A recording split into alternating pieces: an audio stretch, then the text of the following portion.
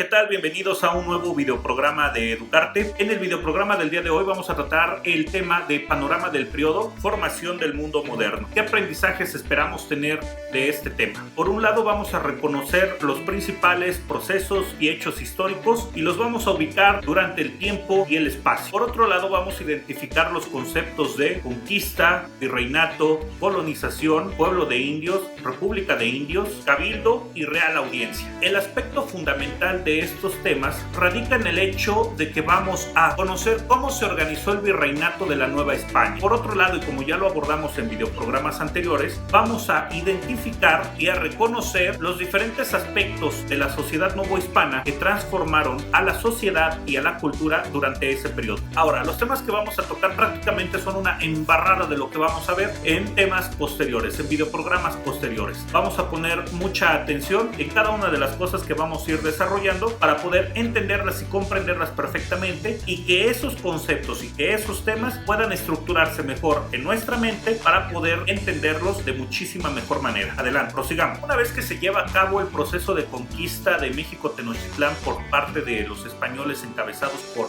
Hernán Cortés, que ya muchos conocemos y conocen a Hernán Cortés, esto no detuvo el proceso de conquista y colonización del pueblo español. Esto significó la rendición de los pueblos indígenas que estaban o sometidos o aliados a los mexicas. Sin embargo, esta cuestión no marcó el final de la colonización o de la exploración por parte del reino español. Por el contrario, la conquista, que consiste en la derrota militar o rendición pacífica de uno o varios pueblos, fue mucho más fácil en algunas regiones que en otras, debido a la resistencia de grupos tarascos, mayas y algunos grupos nómadas. Conforme se iban extendiendo los territorios conquistados por parte de la corona española, se procedía a la colonización de los mismos. ¿Qué quiere decir colonización? Es decir, su poblamiento, la fundación de pueblos, el desarrollo de actividades económicas, así como el establecimiento de formas de gobierno para su correcto funcionamiento y organización. Es aquí donde vamos a tener un aspecto importante de la fundación de los pueblos, y es que la primera institución política establecida por los españoles fue el cabildo. Seguramente tú ya has escuchado esta palabra de cabildo, y es que hasta el día de hoy se sigue ocupando esta palabra, pues como tú lo sabrás, en los municipios aún existe esta figura de cabildo, y el cabildo o ayuntamiento no es otra cosa sino un grupo o consejo encargado de la organización política y administrativa a nivel local, así como representar los intereses de cada pueblo o ciudad ante el rey. Esta entidad hispánica heredada del medievo permitió a los españoles crear nuevos pueblos y ciudades a medida que las conquistaban. Pasamos a la siguiente figura, y ahora, una vez que ya hablamos del cabildo, vamos a hablar de la real audiencia, una figura importantísima en la base de la estructura organizacional de la Nueva España. Tenemos que en 1527 se crea la real audiencia, y seguramente tú te estás preguntando, ¿y qué es la real audiencia? Bueno, la real audiencia no es otra cosa sino un cuerpo colegiado compuesto de varios oidores y un presidente, mismos que son nombrados desde España, y aunque su principal función era resolver problemas de justicia y conflictos surgidos entre novohispanos, en un primer momento sustituyó a Hernán Cortés en las funciones de gobierno y la administración central de los nuevos territorios, lo que hizo a la postre que se convirtiera la Real Audiencia en la institución más poderosa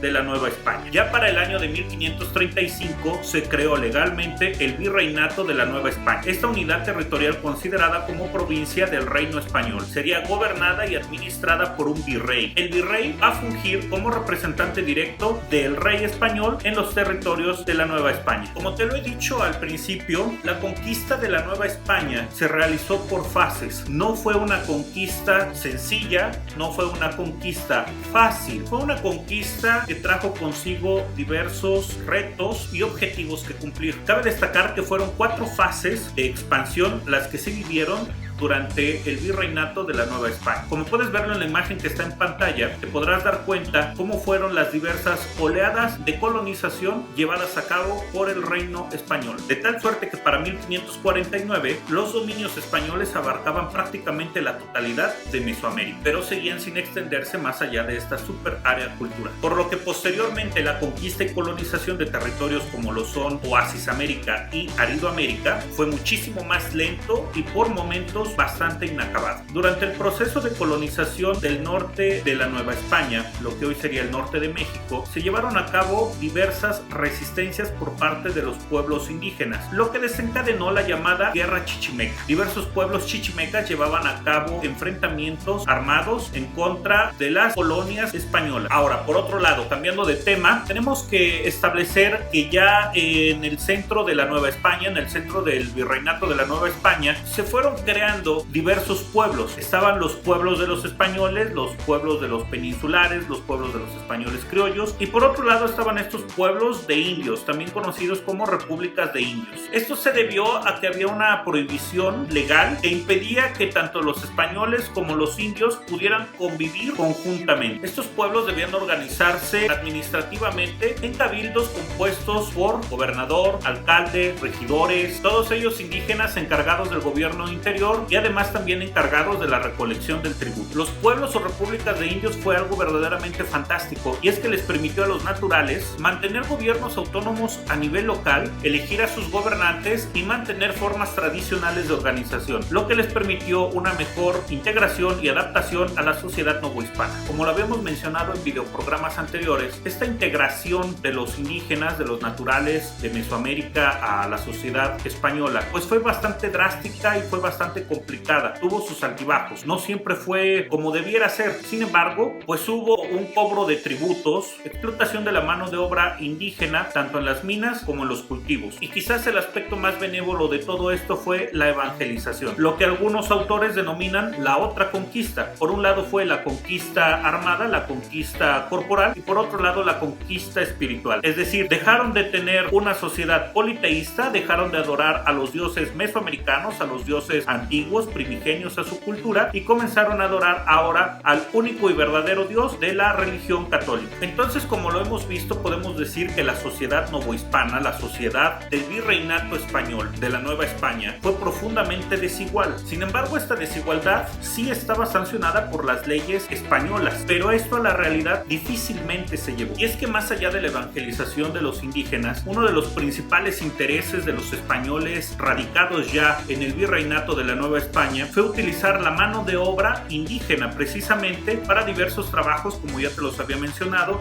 de minería y de agricultura o ganadería. Y precisamente para garantizar esta labor se crearon instituciones como la encomienda y el repartimiento. Pero nuevamente, como ya te lo había comentado, tanto la encomienda como el repartimiento nunca fueron creados con la intención de diezmar a los naturales de Mesoamérica. Por el contrario, fueron instituciones que fueron creadas específicamente para la protección de los indígenas de Mesoamérica. Pero, como ya lo sabemos, los seres humanos somos un tanto imperfectos y procuramos a veces tener ventajas en nuestro trato con otras personas, y esto sucedió en la Nueva España. Hubo ventajas. Se ocuparon a las instituciones de la encomienda y del repartimiento para un beneficio personal, a costa de las necesidades de los indígenas y a costa inclusive de su salud o de su vida. Esto nos podría hacer pensar qué estamos haciendo hoy en día en la sociedad mexicana para erradicar todo tipo de conductas desiguales, injustas y que pongan en franca desventaja a diversos estratos de la sociedad entre hombres y mujeres. Es aquí donde la historia nos deja una enseñanza fundamental, una enseñanza que nos hará transitar a convertirnos en una sociedad preocupada siempre por velar por los derechos humanos de todos y cada uno de sus integrantes. Ahora, debido a todos estos malos tratos de los que fueron objeto los naturales y los indígenas de Mesoamérica, y aunado además a las enfermedades que trajeron consigo los españoles, que eran totalmente inexistentes en territorio mesoamericano, trajo consigo una drástica reducción de la población indígena, por lo que tuvieron que crearse nuevas instituciones para la protección de los indígenas en la Nueva España. Y así, por un lado, poder protegerlos y por otro lado, garantizar su mano de obra. Como ya lo hemos visto, otra de las medidas fue importar mano de obra del continente africano, misma que fue traída por el galeón de Manila a territorio de Nueva España. La presencia de la población africana en Nueva España trajo consigo no solo la mano de obra tan deseada, sino que también provocó un mestizaje cultural entre los españoles, los indígenas y ahora los africanos. Y por lo tanto esto tuvo un impacto de grandes dimensiones en nuestro patrimonio, tanto material como inmaterial, que hasta hoy día